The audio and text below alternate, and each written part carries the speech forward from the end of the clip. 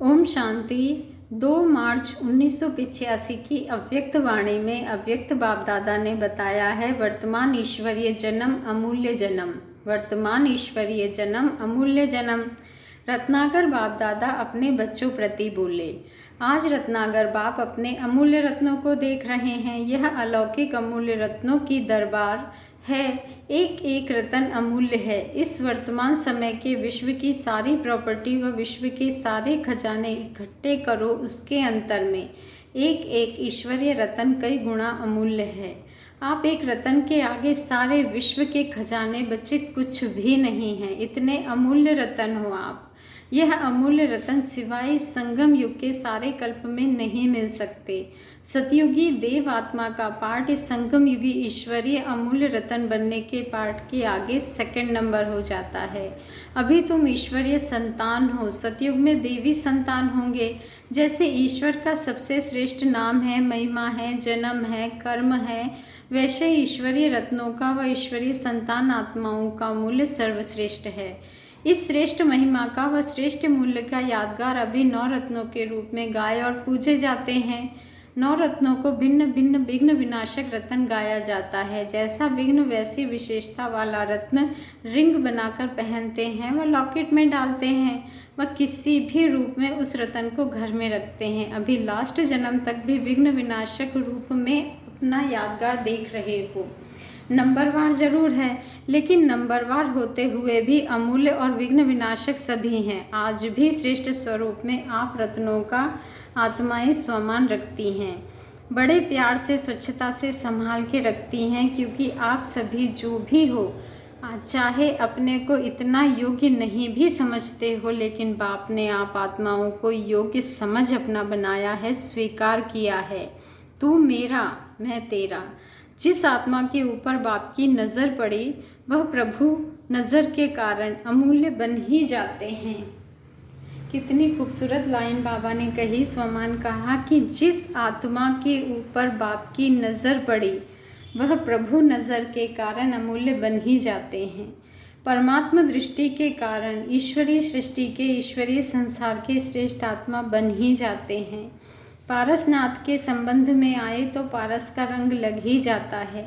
इसलिए परमात्मा प्यार की दृष्टि मिलने से सारा कल्प, चाहे चैतन्य देवताओं के रूप में, चाहे आधा कल्प जड़ चित्रों के रूप में व भिन्न भिन्न यादगार के रूप में, जैसे रत्नों के रूप में भी आपका यादगार है, सितारों के रूप में भी आपका यादगार है, जिस भी रूप में यादगार है, सारा कल्प सर्व के प्यारे रहे हो। क्योंकि अविनाशी प्यार के सागर के प्यार की नज़र सारे कल्प के लिए प्यार के अधिकारी बना देती है।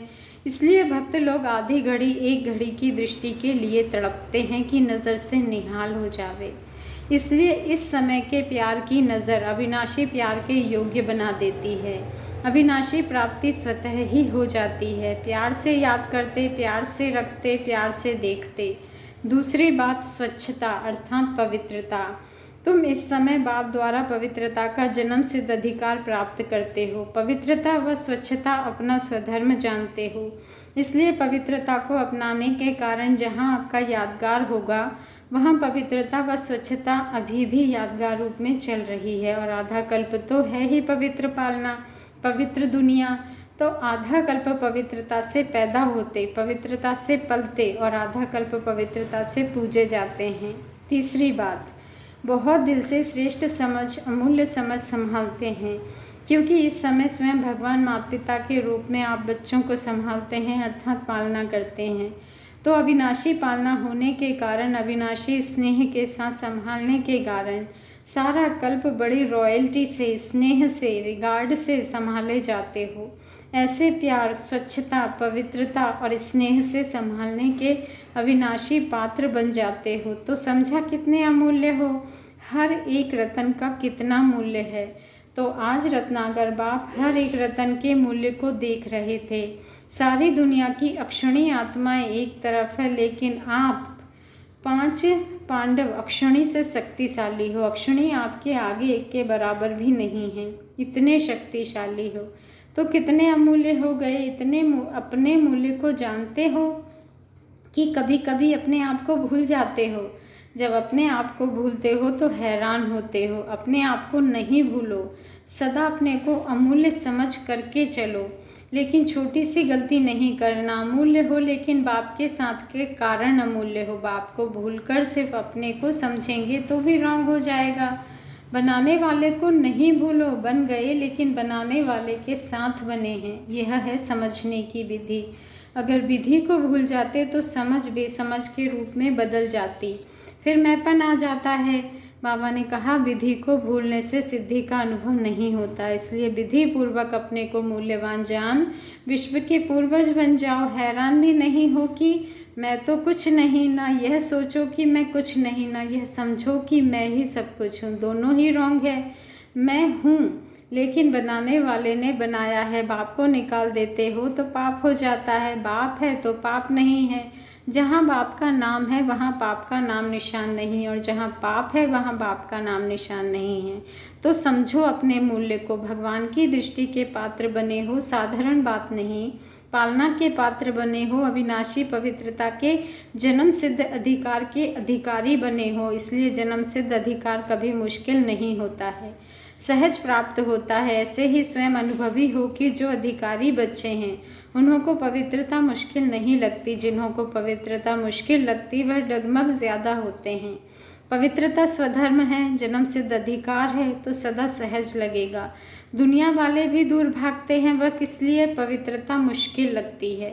जो अधिकारी आत्माएं नहीं उन्हों को मुश्किल ही लगेगा। अधिकारी आत्मा आते ही दृढ़ संकल्प करती है कि पवित्रता बाप का अधिकार है, इसलिए पवित्र बनना ही है। दिल को पवित्रता सदा आकर्षित करती है। अगर चलते चलते कहाँ माया परीक्षा लेने आती भी है, संकल्प के रूप में, स्वप्न के रूप में, तो अधिकारी आत्मा नॉलेजफुल होने के कारण घबराएगी नहीं, लेकिन नॉलेज की शक्ति से संकल्प को परिवर्तित कर देगी।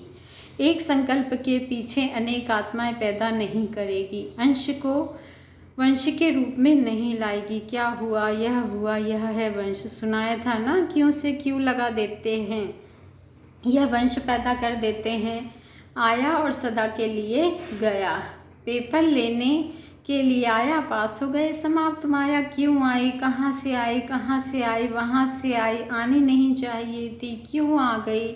यह वंश नहीं होना चाहिए बच्चे। अच्छा आ भी गई तो आप बिठाओ, नहीं भगाओ। आई क्यों, ऐसा सोचेंगे तो बैठ जाएगी।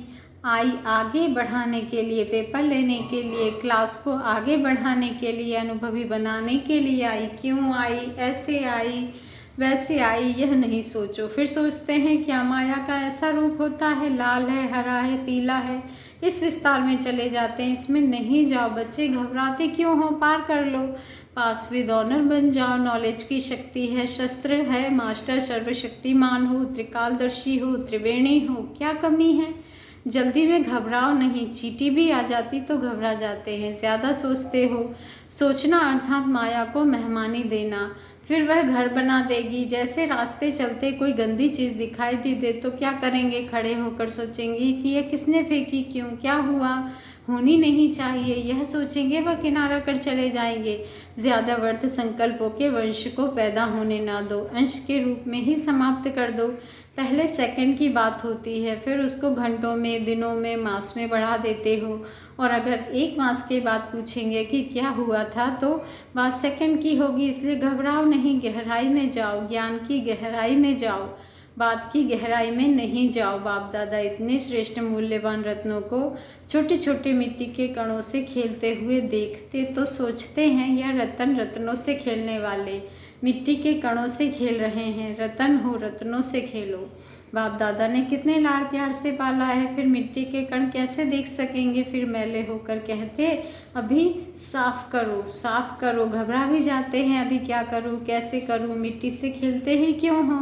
वह भी कण जो धरनी में पड़े रहने वाले। तो सदा अपने मूल्य को जानो बच्चे, अपने मूल्य को जानो। अच्छा, ऐसे सारे कल्प के मूल्यवान आत्माओं को, प्रभु प्यार के पात्र आत्माओं को, प्रभु पालना की पात्र आत्माओं को, पवित्रता के जन्म सिद्ध अधिकार के अधिकारी आत्माओं को सदा बाप और मैं इस विधि से सिद्धि को पाने वाली आत्माओं को सदा अमूल्य रतन बन रत्नों से खेलने वाले रॉयल बच्चों को बाप दादा का याद प्यार और नमस्ते। और हम रूहानी बच्चों का रूहानी बाप दादा को दिल से याद प्यार, गुड मॉर्निंग और नमस्ते। शुक्रिया बाबा, शुक्रिया। पार्टियों से अव्यक्त बाप दादा की मुलाकात। सदा बाप के नैनों में समाई हुई आत्मा स्वयं को अनुभव करते हो। नैनों में कौन समाता है? जो बहुत हल्का बिंदु है, तो सदा है ही बिंदु। और बिंदु बन बाप के नैनों में समाने वाले बाप दादा आपके नैनों में समाये हुए हैं और आप सब बाप दादा के नैनों में समाये हुए हो। जब नैनों में ही बाप दादा है तो और कुछ दिखाई नहीं देगा। तो सदा इस स्मृति से डबल लाइट रहो कि मैं हूँ ही बिंदु। बिंदु में कोई बोझ नहीं। यह स्मृति स्वरूप सदा आगे बढ़ाता रहेगा। आँखों के बीच में देखो तो बिंदु ही है, बिंदु ही देखता है। बिंदु ना हो तो आँख होते हुए भी देख नहीं सकते। तो सदा इसी स्वरूप को स्मृति में रख उड़ती कला का अनुभव करो। बाप दादा बच्चों के वर्तमान और भविष्य के भाग्य को देख हर्षित हैं। वर्तमान कलम है भविष्य के तकदीर बनाने की। वर्तमान को श्रेष्ठ बनाने का साधन है। बड़ों के इशारों को सदा स्वीकार करते हुए स्वयं को परिवर्तन कर लेना। इसी विशेष गुण से वर्तमान और भविष्य तकदीर श्रेष्ठ बन जाती है। अच्छा, ओम शांति। शुक्रिया बाबा, शुक्रिया।